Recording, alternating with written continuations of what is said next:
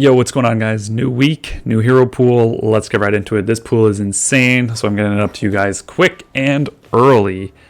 Now, we already knew basically who we were getting coming into this, or at least we predicted who we knew were coming into this. At least 4 of the heroes. So Tracker, Heaven's Redemption, Sven, Nomad, and then it was basically a toss-up between the Wanderer and Hunch. So we got Hunch. The developers clearly don't know what they're doing. They don't really pay attention to the game, or else they would have put in the Wanderer in here. Putting in Hunch in this pool basically makes this pool OP as shit, and I highly recommend people go for this pool if they need these heroes. So let's get right into it like we always do.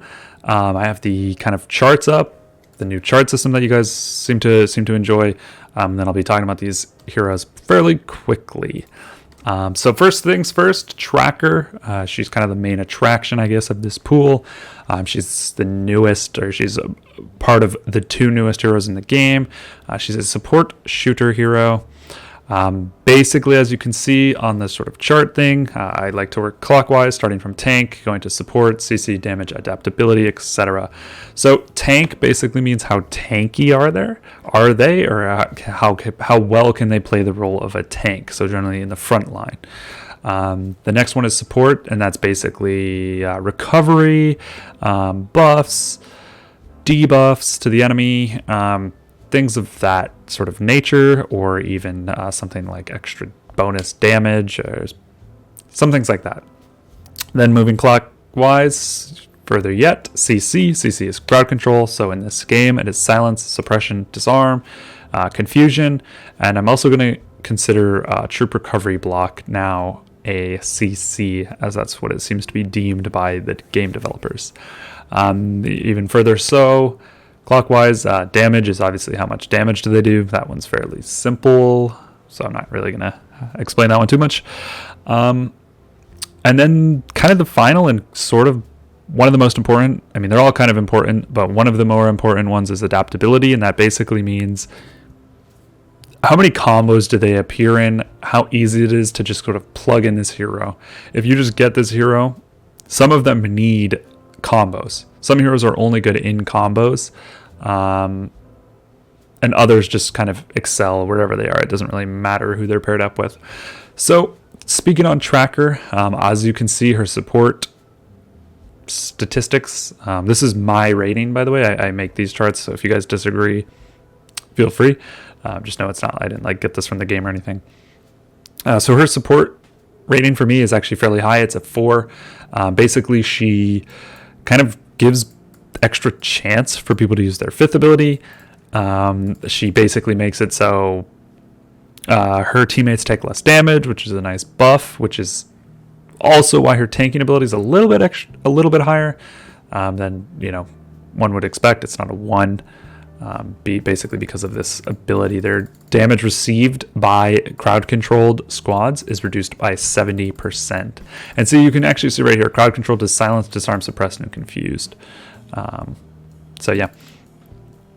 This only happens a few times around, though, 3 times around. Or it only triggers 3 times for each squad. If it was the entire game, then it would actually be a little bit better. And then this ability basically adds on an extra basic attack to the back row hero. And then every time that they basic attack, it increases the damage of their next skill by 12%, and it stacks up to 60%. So Tracker is basically all about support to the back row hero mainly, but also increasing the chance of her other heroes. 5th ability is actually pretty important, and it's pretty damn good. Her damage is up slightly, not because she does a lot of damage, but because she allows her team to do a lot of damage in command and power and command traverse. And then her adaptability is fairly high. She can go well with quite a few combos. She is a shooter hero, but this ability is not restricted to shooter heroes. So you can place her with somebody like Ivanov, you can place her with Death Rider, Hummingbird, kind of a lot of people who do a lot of damage in the back row fare pretty well with Tracker. Now, she kind of has to go in the middle row. You certainly wouldn't put her in the back row. She can't basic attack, so that would be pretty terrible. And in the front row, she's incredibly weak. She's a damage hero with just pure might. So that also would not go very well. So that's it for Tracker. Basically, I give her a 3 out of 4. Yeah. Moving on, we have Nomad. So Nomad is a beast. He's a lot like Death Rider, except he's sort of the shooter equivalent to Death Rider. So Nomad is, as you can see, all about damage. That's about it. I've given his tank stats like a 2 instead of a 1 because his 8th ability basically considers him to be +1 range away. And while that's not extra tanky, right, it's not healthier, he doesn't have more armor or whatever, it basically means he doesn't get hit nearly as much. So that's tanky to me. I don't know about y'all. He can't really go in the front line at all, though. He's just going to get blasted by everybody, and he's not at all tanky in terms of HP or like armor or resistance, I guess, in this game. So pretty much he has no support. He doesn't really help his team at all. He has no CC. He's pure damage, and that's why the damage chart goes off the grid, just like Death Rider. He's all about basic attacks, so here his adaptability is decent, but he kind of needs to be paired with sort of basic attack buffing heroes. He doesn't need to, but he excels when he is. So those are heroes like Koshe, Tracker, Anna. He also pairs very well with sort of a lot of the other heroes, though. It's just he's a little bit worse because he's just such a good hero. He pairs well with pretty much everybody. You can kind of run him like you would run Hummingbird in a lot of scenarios. So you can run Gluttony, TP, Nomad, and it's going to be very good. You can run Valk, Anna, Nomad. Amazing. You can run Hunch, Tracker, Nomad, which is OP, which we'll be talking about in a second once we get to Hunch. So overall, Nomad is a 5 out of 4, but normally I would say a 4 out of 4. I know you're thinking 5 out of 4, but he's basically required. You pretty much need Nomad. If you don't have Nomad, you kind of get trashed around by meta Season X maxed vehicle APCs. Like Death Rider, for example. Death Rider pretty much just wrecks Hummingbird, but he doesn't do the same to Nomad. So I consider him a required hero. He's a 5 out of 5. He's a carry hero, S tier, whatever the hell you want to call it. He is fantastic. So moving on, we have Heaven's Redemption. Now, Heaven's Redemption is sort of the opposite of Nomad. He's basically all about support, and he's a vehicle hero. All he does basically is support. He has a very good CC right here, 40% chance of silencing 2 enemies, and they'll deal 20% less damage. It's very strong. This is 40% on 2 enemies, no prep, so it's a very good skill. And then he supports his own team again, so he basically makes it so that they don't take damage, or there's a percentage chance that they don't take damage, which is why his tanking attributes are actually fairly high, a 3 out of 5. But he's basically the best support in the game, or one of the best supports in the game, 5 out of 5 in support. His CC is great, like I had just mentioned, from his 5th ability. His damage is completely non-existent at all. Yeah. And his adaptability is decent. It's a 3 out of 5. It's not the best. He's kind of relegated to either the front row or the middle row. He probably excels a little bit more in the middle. That's kind of where I assume the developers wanted to place him, but he works very well in the front in terms of like Heaven's Redemption, Organic, Death Rider, which is kind of the classic tried and true Season X combo. He works very well there. Kamikaze, Heavens, Death Rider, basically Heavens and Death Rider and pretty much anybody else works very well. You can also run Heavens without Death Rider if you don't have him, so you can run something like Heavens, Ivanov Countdown, and that'll be a very good combo as well. Or even something like Vanguard, Heavens, Countdown will work very well as well. So that's about it for Heaven's Redemption. He gets himself a solid 3 out of 4. Moving on. Now we get to the big boy, Hunch. My favorite hero in the game. Just kidding. He's not my favorite hero, but I always just talk about Hunch, and he's kind of become a meme in the AO world. So Hunch is kind of weird. Very weird, I would say. Hunch is arguably one of the worst heroes in the game, standalone. As you can see by his chart, he doesn't really do much of anything. He's okay tank, like he's a 2 tank. He's an okay support. He gives extra combat speed. He does some damage, 469 to 2 random enemies. It only happens once though. But he also increases squad damage here, which is basically just for himself. So he does some damage, but not a lot. It's a 2. His CC is fairly decent right here. 30% chance for confusion. So it's actually pretty good. Not gonna lie. But the rest of his kit is kind of just too weak for this to actually like make him good. The flammable status thing is not too important. He basically the only hero that uses flammable anything right now is Executioner. I think that will probably change. I think another Season X hero will have flammable whatever synergy in the future. But for right now, it's kind of useless. His adaptability is not too great either. It's a 2 out of 5. You can kind of put him in some combos, but he really doesn't. He's not going to be that good. If you have him, you honestly probably don't even use him.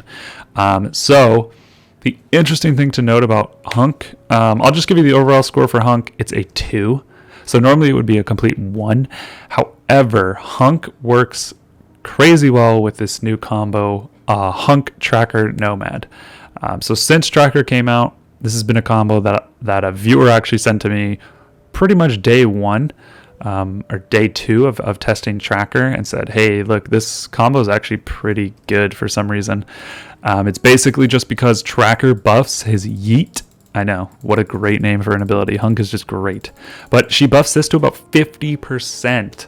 Not about, to exactly 50%, or has the chance to buff this to 50%, I guess I should say.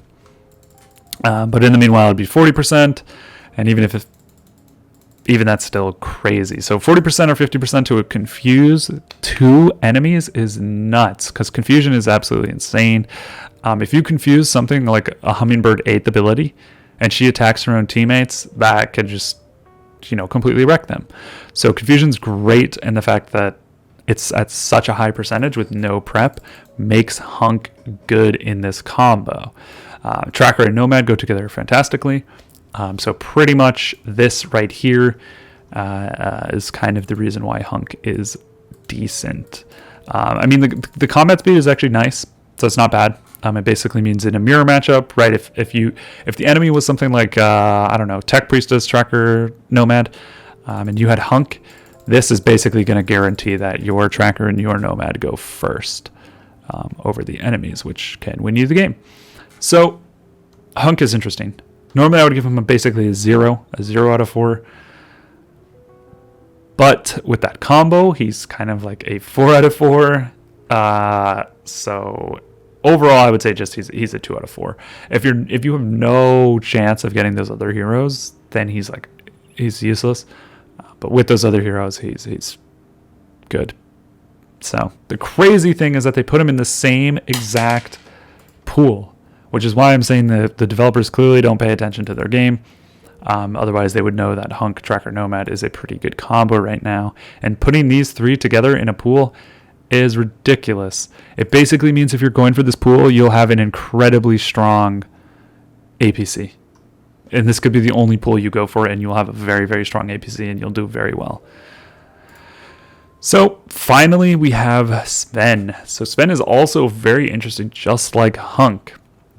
Sven's a melee fighter, meaning he kind of is supposed to go in the front row, but he doesn't really do anything at all. So he has a little bit of tankiness. His 8th ability basically means if he dies, essentially, he'll live with 1 troop, and basically can attack again for an extra round. But it's not really like tanky, but it sort of is. He has 0 support. He doesn't help his teammate at all. He basically just increases his own damage, and then he just auto attacks over and over, which is a little bit weird. He has no CC. He has decent damage, but it's not like anything spectacular. It's just not enough. He just doesn't do enough, really, is the problem. And his adaptability is fairly low. He kind of has to be in the front line. He can't be paired with healers because you pretty much want him. You want him to take damage because when the current troop is halved, he gains a huge buff. So you want him to take damage, so you don't really want healers with him. And he doesn't really do anything. He doesn't really support anybody. He's kind of just alone. So normally Sven is a 1 out of 1. However, Sven is arguably the most important tile taking hero in the game, or at least the second most. Him and Captain Ivanov are basically the most important. So Sven normally would get a 1, but I have been rating him a 3. Basically because you sort of need / want this hero badly for taking tiles, so for Doomsday. I have bought him in the token shop. Other players have bought him in the token shop. Some people think that's ridiculous, but it's pretty insane. You can force tiles. You can take a level 16 tile at 100% poison rate with Sven.